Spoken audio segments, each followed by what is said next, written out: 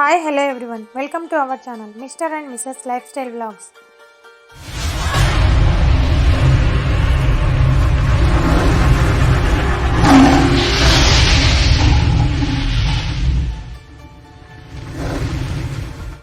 మహిషాసుర చెల్లెలు అయిన మహిషాముఖి ఆమె తన సోదరుడి పరిస్థితి తనకు రాకుండా ఉండడం కోసం బ్రహ్మదేవుడి కోసం ఘోరమైన తపస్సు చేసింది. అందుకోసం చుట్టూ అగ్ని రగల్చి ఆ అగ్ని జ్వాలల మధ్య నిలిచి తపస్సు చేసింది. ఆమె నిశ్చయం స్థిరమైనది.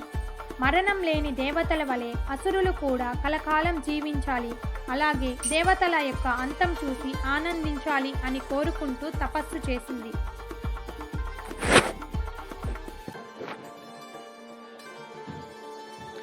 ఆమె కఠోరమైన తపస్సు వలన పుట్టిన వేడి ఆ బ్రహ్మలోకం వరకు వ్యాపించింది.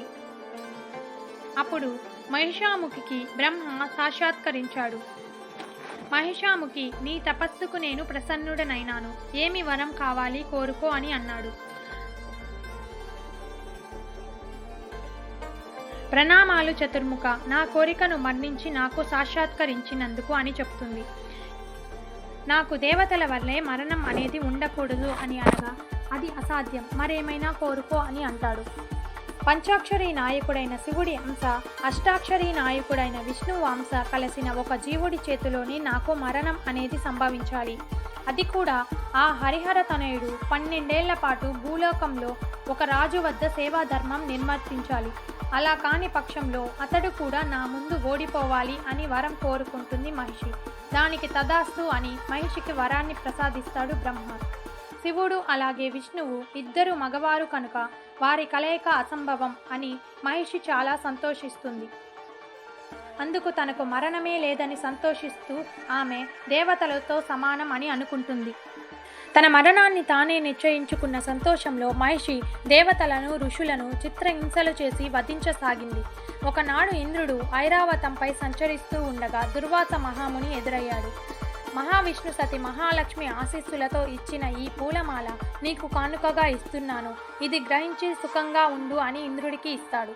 ఇంద్రుడు ఎంతో నిర్లక్ష్యంగా ఏనుగు మస్తిష్కం పైన విసిరాడు. అప్పుడు ఆ ఐరావతం ఆ పూలమాలను తొక్కి చిన్నాభిన్నం చేస్తుంది.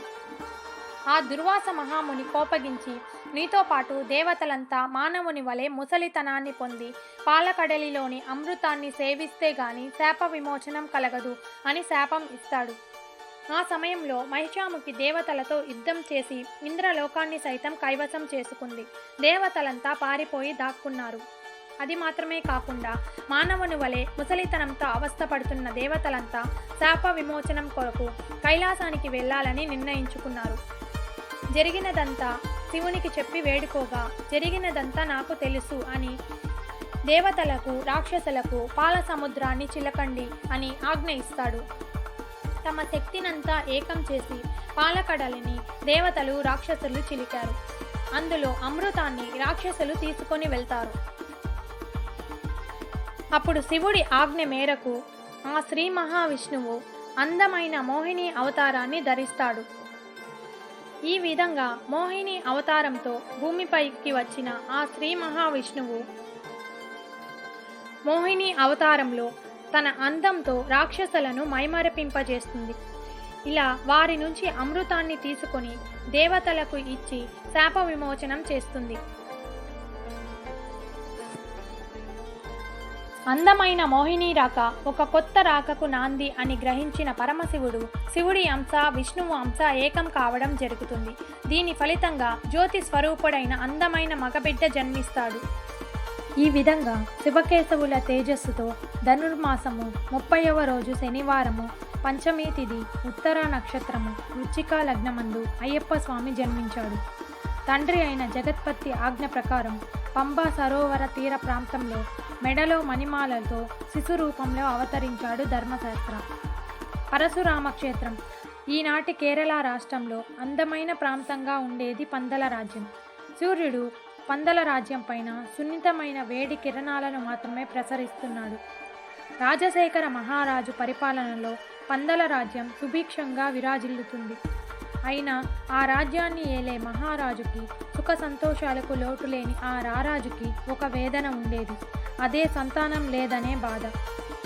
అది తలుచుకుంటూ రోజూ కన్నీరు మున్నీరుగా విలపిస్తున్న మహారాణి కోప్యం దేవిని ఎలా ఓదార్చాలో రాజశేఖర మహారాజుకి అర్థం కాలేదు. చివరికి భగవంతుణ్ణి ప్రార్థించడం తప్ప ఆయనకి మరొక మార్గం గోచరించలేదు.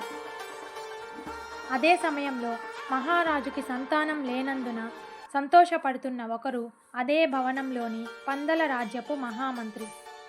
మహారాజు ఎదుట నమ్మకస్తుడిగా నటిస్తూ మహారాజు స్థానాన్ని ఆక్రమించాలని కలలు కంటున్న మహామంత్రి వారసుడు లేని రాజ్యం తర్వాత తనకే సొంతమని భావిస్తున్న తరుణంలో ఒక పసివాడి గొంతు విని మహారాజు పులకించిపోతాడు. అక్కడ మెడలో మణిమాలతో ఒక బాలుడు కనిపించాడు.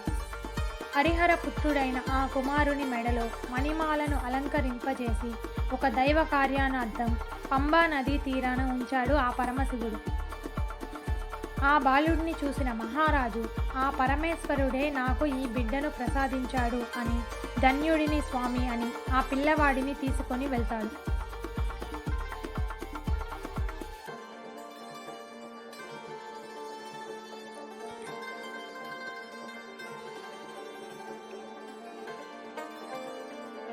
ఈ విధంగా ఆ బాలుడిని తన రాజ్యానికి తీసుకొని వెళ్తాడు.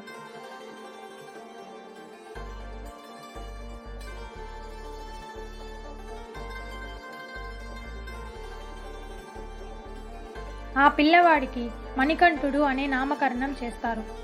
ఈ దైవాంశ సంభూతుడు పందల రాజ్యానికి వచ్చిన వేళా విశేషం అంతవరకు సంతానం లేని మహారాణికి ఒక మగబిడ్డ జన్మనిస్తుంది. Thank you for watching. Please like and subscribe our channel.